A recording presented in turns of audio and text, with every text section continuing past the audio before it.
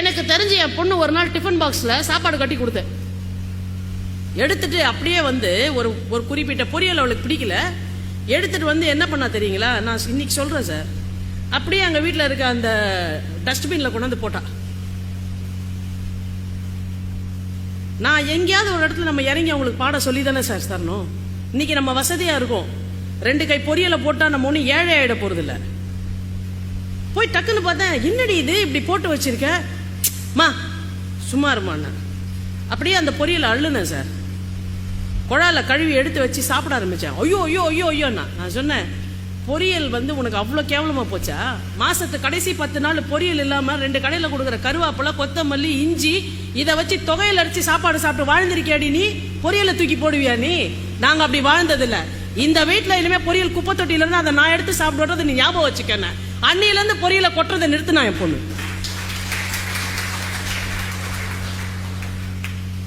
வாழ்க்கையில வேலை இருக்கோ இல்லையோ 3 நாள் சாப்பாடை ரைட்ல வேணும்னே ஜாஸ்தி வைப்பேன் சார். அடுத்த நாள் காத்தால பழைய சாதம் தான், மோர் சாதம் தான் கிளப்பி அனுப்புவேன் ஸ்கூலுக்கு. ஏன்? மோர் சாதம் சாப்பிட்றத ரசிக்க கத்துக்கோ. விருந்து சாப்பிட தெரிந்த நமக்கு மோர் சாதம் சாப்பிட்டு ரசிக்கவும் கத்துக்க தெரியலனாக்க இருக்கும் பொழுதும் இல்லாத பொழுதும் சமநிலையாக மனதிலே வாழ்க்கையை நடத்துவதற்கான பக்குவம் இல்லாமல் போய்விடும். சில சமயம் பொண்ணுக்கு வேணுங்கன்னே நான் என்ன பண்ணுவேன், நல்ல டிஃபன் கொடுப்பேன்.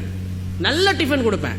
அவளுக்கு ரொம்ப பிடிச்ச ஒரு ரொம்ப ரசிக்கக்கூடிய ஒரு டிஃபனை கொடுத்துட்டு அவள் சாப்பிட்டு முடிக்கிற போது வேணுங்கன்னே என்ன பண்ணுவேன்னா, காலையில் இருக்க பழைய சாதத்தை ஏதாவது ஒரு தொகையில் வீட்டில் இருக்க ஏதாவது ஒரு தனியா பொடி இதை போட்டு ச சூப்பராக இருக்குது அப்படின்னு வேணும்னே அவள் எதிர உட்காந்து சாப்பிடுவேன். ஓ நீ மட்டும் நல்லா சாப்பிட்றான்பா, உனக்கு வேண்டாமா அதை வச்சுட்டு வா பழைய சாதத்துக்கு வா, வந்துட்டு சூப்பராக இருக்குமா இது. இப்படி பழக்கி பழக்கி பழக்கி பழக்கி நம்முடைய முன்னோர்கள் சொன்ன நல்ல விஷயங்கள், பழைய சாதம், பழைய விஷயம், பொருளை வேஸ்ட் பண்ணக்கூடாது, நமக்கு இருக்கேன்னு இன்னைக்கு ஆடக்கூடாது. இன்னைக்கு இருக்க காசு நாளைக்கு நினைச்சா 2 செகண்ட் நம்ம கையை விட்டு போறதுக்கு அது ஆகாது. இன்னைக்கு உடல் உழைப்பினால கஷ்டப்படுறோம். வாங்குற காசை மரியாதை தெரியணும், பெரியவங்க கிட்ட மரியாதை இருக்கணும், எதையும் வணக்கம் செலுத்தி பெற்று பண்ணி மண்ணு மேல 100 பேர் மூக்க சிந்தி போட்ட மாதிரி கொடுக்குறோம். அதுக்கு பேர் பிட்சாங்கிறான். அதை வெக்கம் இல்லாம சாப்பிட்றோம் சார்.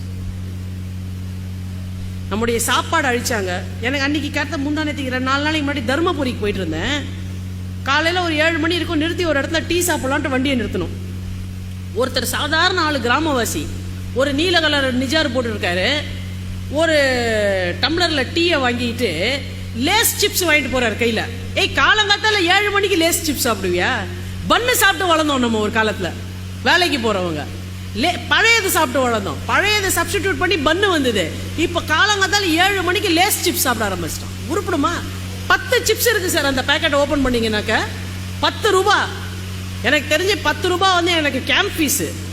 ஆனா இன்னைக்கு காசுனோட மரியாதையை அவ்வளோ குறைச்சி, so what only 100 rupees no, so what only 300 rupees நோன்னு பணத்தினோட மரியாதையவும் நம்மளோட உழைப்பினுடைய மரியாதையவும் நம்ம குழந்தைங்க கிட்ட சொல்லாம கேட்ட உடனே ஒரு குழந்தைக்கு எதுவும் கொடுக்காதீங்க சார். 4 நாள் கெஞ்ச வச்சு கொடுங்க, ஓட விடுங்க, அழ விடுங்க.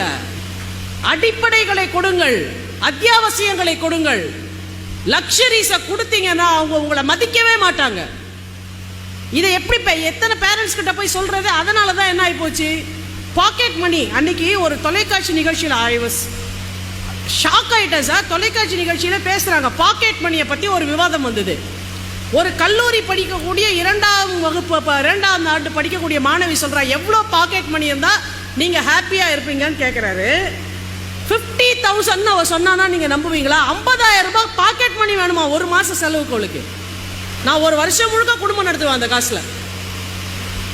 50,000 ரூபாய் பார்க்க எதுக்குமா உனக்கு 50,000 மணினாக்க? அப்பதான் நான் கெத்து காட்ட முடியுமா? பட்டுன்னு ஒன்று வச்சோன்னு வச்சுக்கோங்களேன், கெத்து காட்டுறது தெரியும்.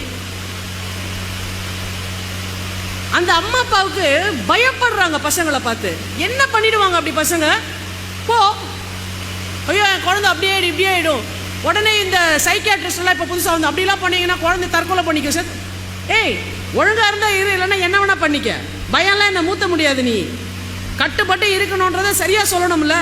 பெற்றோர்கள் என்றைக்கு தங்களுடைய மேலாண்மையை இழந்தார்களோ, பிள்ளைகள் அன்றைக்கு தங்களுடைய ஒழுக்கத்தை